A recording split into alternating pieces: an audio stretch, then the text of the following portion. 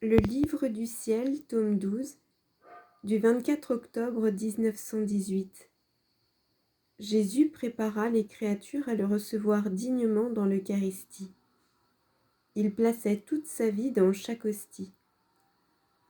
Trinité d'amour, je viens m'immerger et me fondre intimement dans votre Saint Trinitaire.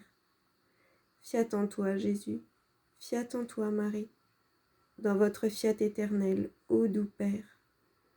Venez diviniser tout ce que nous sommes, toute notre vie, nos pensées, nos battements de cœur, notre souffle, pour prendre part au reflet de la pensée divine, à votre regard de lumière, à votre souffle d'amour incessant, à votre palpitation d'amour. Que ton cœur, Jésus, soit mon cœur. Viens prendre toute ta place en moi et viens former ton acte unique, éternel, incessant en chacun de mes petits actes. Que chaque battement de mon cœur te redise « Fiat ». Viens me remplir à ras-bord de ta volonté et de ton pur amour. Seigneur, en liant ma volonté humaine au pied de ton trône céleste, je viens aussi lier toutes les volontés humaines par le cœur de Marie, te priant de bien vouloir faire triompher ton fiat régnant et dominant sur notre monde. En chacune de tes paroles, de tes vérités, des connaissances révélées à tes créatures, je dépose mon chant d'amour, désirant tout répéter et multiplier avec toi, pour tout infuser dans les cœurs et les attirer toutes dans ces vérités.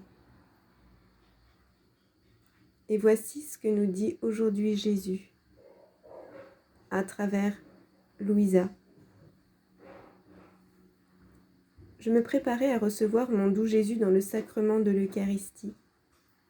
Je lui demandais de suppléer à ma grande misère. Jésus me dit : « Ma fille, j'ai institué ce sacrement à la fin de ma vie, afin que ma vie tout entière se trouve dans chaque hostie et puisse servir pour préparer chaque créature qui me recevrait. Ainsi, j'ai voulu m'assurer que la créature dispose de tous les moyens voulus pour me recevoir dans l'Eucharistie. La créature n'aurait jamais pu me recevoir si un Dieu ne l'avait pas préparé pour elle. Mon amour excessif voulait me donner à la créature, et celle-ci était inapte à me recevoir. Ainsi, cet amour excessif a donné la totalité de ma vie pour la préparer. Ainsi, j'ai placé mes œuvres, mes pas, mon amour en elle. J'ai aussi placé en elle les souffrances de ma passion imminente pour la préparer à me recevoir dans l'hostie. Donc, revêt-toi de moi, couvre-toi de chacun de mes actes et viens me recevoir. Ensuite, je me plaignais à Jésus de ce qu'il ne me faisait plus souffrir, comme avant.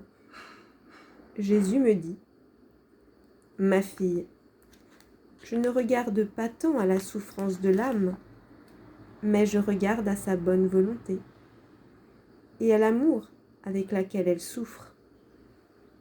Avec l'amour, la plus petite souffrance devient grande. Le néant prend vie dans le tout et ses actes acquièrent de la valeur. Ne pas souffrir est parfois plus difficile que la souffrance elle-même. Quelle douce violence me fait la créature quand elle veut souffrir par amour pour moi. Que m'importe qu'elle ne souffre pas comme je vois, que ne pas souffrir est un clou plus piquant pour elle que la souffrance elle-même. Par contre, si la bonne volonté manque, et les choses sont faites de force et sans amour, aussi grandes qu'elles puissent paraître, elles sont petites à mes yeux. Et je ne les regarde pas. Plutôt, elles me pèsent.